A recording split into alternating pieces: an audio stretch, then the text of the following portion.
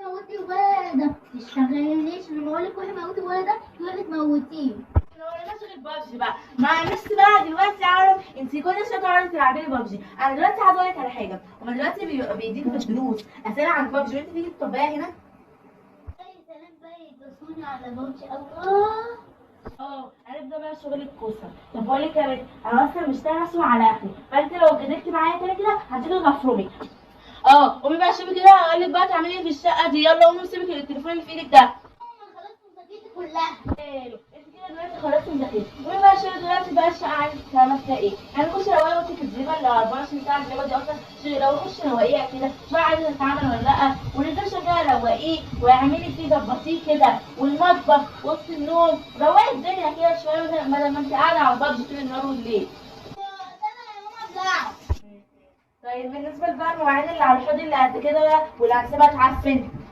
غسلتها يا ماما جوه. بقى الحاجات بقى مغسوله ماشي اوكي. طب انا بقى اشوف حاجه ناقصه.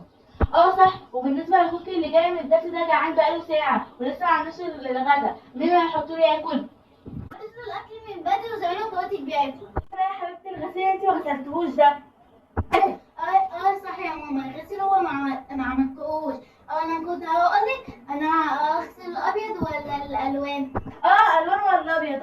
ما انت طبعا مش فاضيه طول النهار والليل قاعده على التليفون، ما مالكيش غير حاجه غير انت قاعده على التليفون بتلعبي لي بابجي، يا اما تاكلي يا اما تخشي الحمام يا اما تنامي، ما مالكيش غير حاجه كده. وفي الاخر لما اجي اقول لك تغسلي ايه ما تقولي ما عملتيش حاجه. بعد كل ده ما عملتش حاجه؟ ما انا جيت وقلت لك اغسل الابيض ولا الالوان تقولي لي الابيض. مفتريه. طب قومي دلوقتي يا بنت شغلي الغساله. هذه يا ستي الكل هقوم اشغل الغساله. ايوه بقى عماله اقول لك 3 انفار معاهم 20 جنيه، يبقى الثلاثه معاهم كام؟ عملت يا حبيبتي النهارده مسقعه. ايه يا ماما مش عارفه مسقعه والله مش فاكره.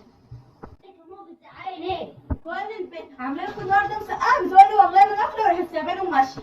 استني كده، انت عامله النهارده مسمعه ولا مسقعه اللي انتوا بتقولوا عليها دي؟ لا ماما انا مش فاكره كمان مسمعه ولا قصدي مسمعه. انا مع السلامه. ايه يا ماما اكل النهارده؟ عملت يا حبيبتي النهارده مسقعه. ايه يا ماما مش عارفه مسقعه والله مش فاكره. يا ماما بتزعقي ليه؟ كل البيت عامله لكم النهارده مسقعه بتقولي والله ما ناكله وراح سايباني وماشيه. استني كده، انت عامله النهارده مسمعه ولا مسقعه اللي انتوا بتقولوا عليها دي؟ لا ماما انا مش فاكره كمان مسمعه ولا قصدي مسمعه. انا مع السلامه. مسمعة مين يا ضحك الناس علينا. وبعدين انت قصدك مش انا عندك انت كمان ما اكلتش، لا توفر انا اللي هاكلها بقى. ماما عامله لنا ايه اكل النهارده؟